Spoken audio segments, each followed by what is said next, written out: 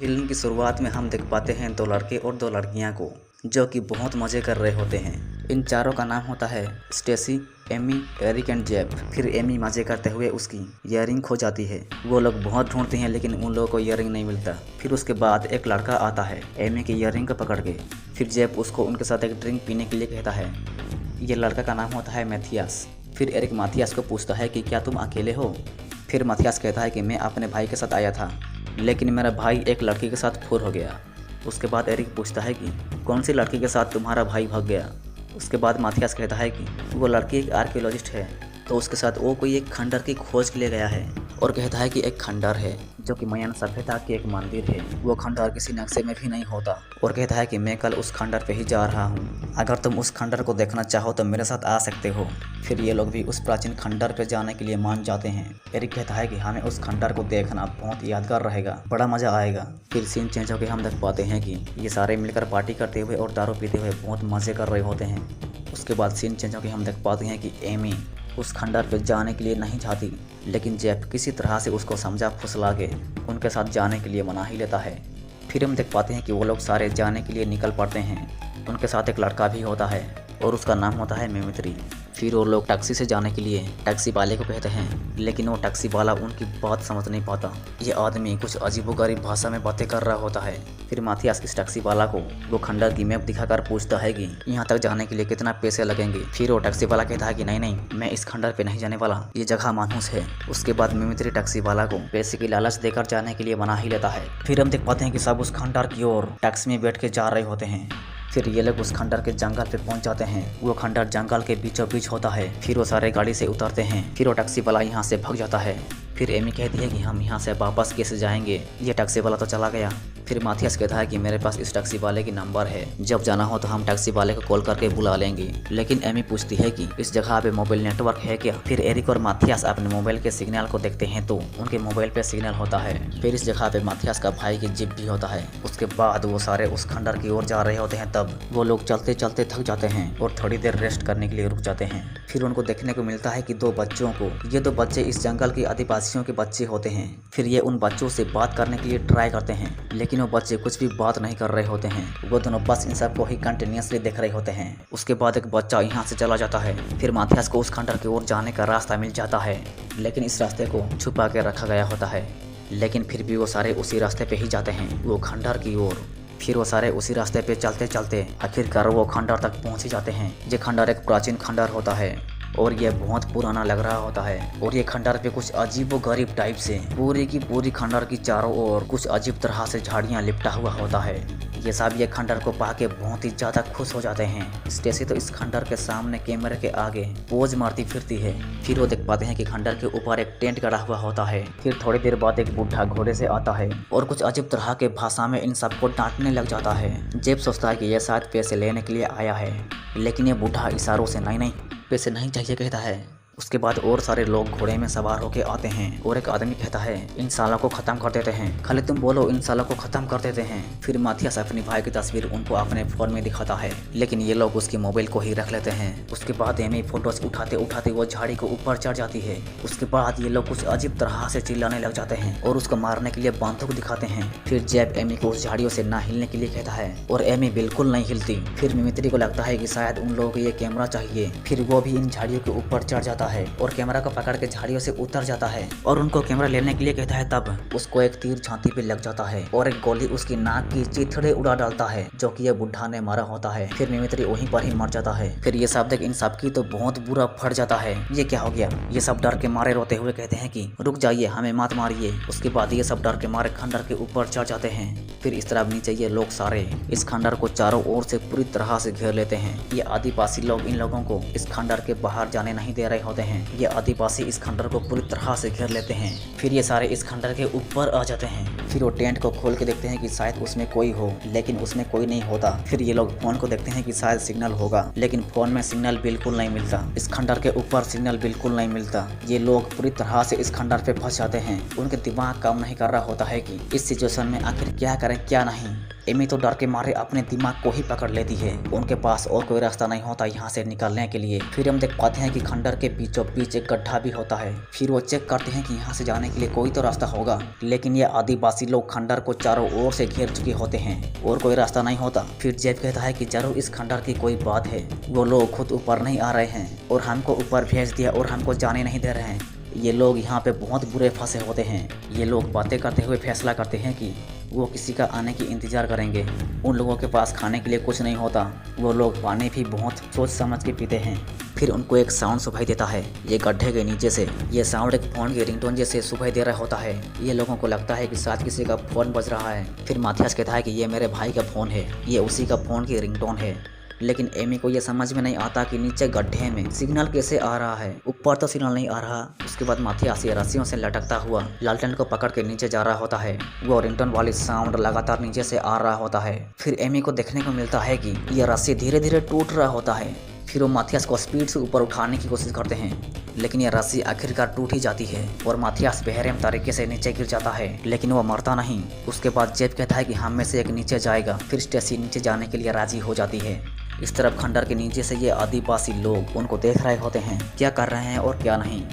इस तरफ स्टेसी को नीचे उतारने के लिए तैयार करते हैं। स्टेसी तो बहुत ही ज़्यादा घबराई हुई और डरी हुई होती है। फिर वो किसी तरह से डर डर के नीचे उतारी जाती है और नीचे भी बहुत सारे झाड़ियाँ होते हैं। फिर स्टेसी माथियास को देखती है कि वो अपने टांगे हिला नहीं पा रहा होता है और खुद हिल भी नहीं पा रहा होता है। उसकी कमर की हड्डी टूट गई होती है और वहाँ पे बहुत गंदी बदबू आ रही होती है, जैसे कि मानो कोई मार कर सड़ रहा हो। उसके बाद ऊपर ये तीनों एक स्ट्रेचर बनाने की प्लान करते हैं माथियास को ऊपर उठाने के लिए। जेब एमी को नीचे जाके माथियास को ऊपर लाने में हेल्प करने के लिए कहता है, लेकिन एमी कहती है कि मुझसे ये नहीं होगा। मैं उन आदिवासियों के साथ बात करने के लिए जा रहा हूँ, शायद वो हमारी मदद करें। फिर एमी उन आदिवासियों के साथ बात करने के लिए जा रही होती है, तब जेफ उसको रोकने के लिए जाता है। फिर हम देख पाते हैं कि एमी उन लोगों को हेल्प करने के लिए बोल रही होती है, लेकिन ये आदिवासी लोग उसकी बातों को कुछ घंटा नहीं समझ पाते।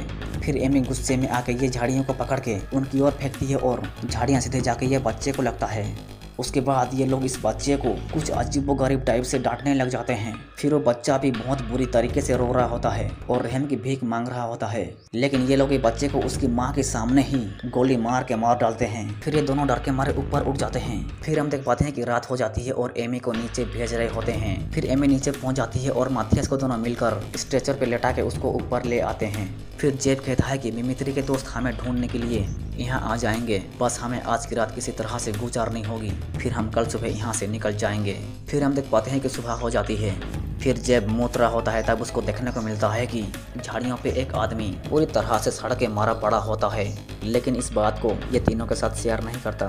फिर इस तरफ स्टेसी उठ के देखती है कि उसके पैर को ये झाड़ियाँ पूरी तरह से जकड़ लिया होता है। फिर वो डर के मारे झाड़ियों को हटा रही होती है, तब एक झाड़ी उसके घाव के अंदर कुछ विचित्र प्रकार से घुस गई होती है। फिर वो डर के मारे चिल्ला चिल्ला के बोल रही होती है कि इसको बाहर निकालो, जल्दी मेरे अंदर से इसको बाहर निकालो। फिर एरिक बेरहम तरीके से इसको बाहर निकाल देता है। फिर स्टेसी थरथराते हुए कहती है कि मुझे ऐसा लग रहा है कि मेरे अंदर कुछ है, मुझे ऐसा लग रहा है कि मेरे अंदर कुछ चल रहा है। फिर इस तरफ माथियास को भी ये झाड़ियाँ कुछ अजीबोगरीब तरह से उसके दोनों पैरों को जकड़ के लहूलुहान कर दिया होता है। माथियास बहुत ही ज़्यादा डरते हुए और रोते हुए कहता है ये झाड़ियों को मेरे पैरों से निकालो, जल्दी निकालो। उसके बाद फिर से ये गड्ढे में से फ़ोन की रिंग बजता है। वो लोग सोच रहे होते हैं कि नीचे एक फ़ोन है। फिर स्टेसी और एमी नीचे उतर जाते हैं फ़ोन को ढूंढने के लिए। फिर वो दोनों वो रिंगटोन साउंड की ओर जा रहे होते हैं। ये दोनों बहुत ही डरे हुए और घबराए हुए होते हैं। फिर वो देखते हैं कि नीचे भी ये अजीबोगरीब झाड़ियाँ ये जगह पे भी पूरी तरह से फैल चुका होता है। फिर उनको एक लड़की मिलती है जो कि वो झाड़ियों के सामने मारी पड़ी होती है। उसके बाद उनको एक फ़ोन मिलता है, लेकिन वो फ़ोन पूरी तरह से टूटा हुआ होता है। लेकिन फिर भी उनको कुछ अजीब तरह से वो रिंगटोन वाली साउंड सुनाई देने लग जाता है।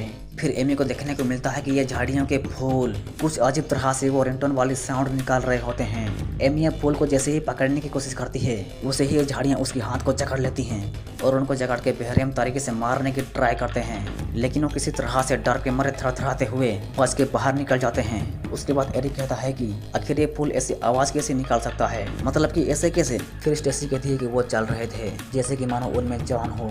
स्टेसी और एमी बहुत बुरी तरह से डरे हुए होते हैं। फिर सीन चेंज होकर हम देख पाते हैं कि ये चारों कुछ खा तो नहीं रहे होते हैं, क्योंकि खाने के लिए कुछ होता ही नहीं, पर पानी पी रहे होते हैं। फिर जब माथियास को पानी पिला रहा होता है, माथियास बहुत ही ज़्यादा अधमरा हालत में होता है। जेफ उसकी पैरों को देखता है तो उसके पैरों में कुछ जगह पे मांस नहीं होता, पैरों की हड्डियां दिखाई दे रही होती हैं। फिर जेफ तीनों से कहता है कि हमें माथियास के पैर काटने होंगे, नहीं तो वह मर जाएगा, और कहता है कि हमें उसके पैर को चाकू से काटेंगे। फिर जेफ माथियास की पैरों को बहुत बेरहम तरीके से गर्म पत्थर से तोड़ डालता है। माथियास दर्द के मारे बहुत चिल्लाता है। फिर जेफ उसकी पैरों को बेरहम तरीके से चाकू से काट के उखाड़ फेंकता है। फिर उनको देखने को मिलता है कि ये झाड़ियाँ कुछ अजीबोगरीब टाइप से ये कटे हुए पैरों को खींच के ले जा रहे होते हैं। ये सब देख ये चारों हक्के बक्के, ये कैसे हो सकता है, ये लोग बहुत बुरे फंसे होते हैं। अगर नीचे उतर के भागने की ट्राई करें तो गोली खा के मर जाएंगे, और अगर ऊपर ही रहे तो ये झाड़ियाँ उनको तड़प तड़प के कुतर कुतर कर मार डालेंगे। फिर सीन चेंज होकर हम देख पाते हैं कि रात हो जाती है और स्टेसी कुछ अजीब तरह के बिहेव कर रही होती है। फिर थोड़ी देर बाद एमी और एरिक दोनों बातें कर रहे होते हैं, वो भी क्लोजली तरीके से। फिर स्टेसी को लगता है कि एरिक मुझे छोड़ के एमी के साथ इंटीमेट हो रहा है और कहती है कि मुझे छोड़, इसके साथ तुम गुलछर्रे उड़ा रहे हो।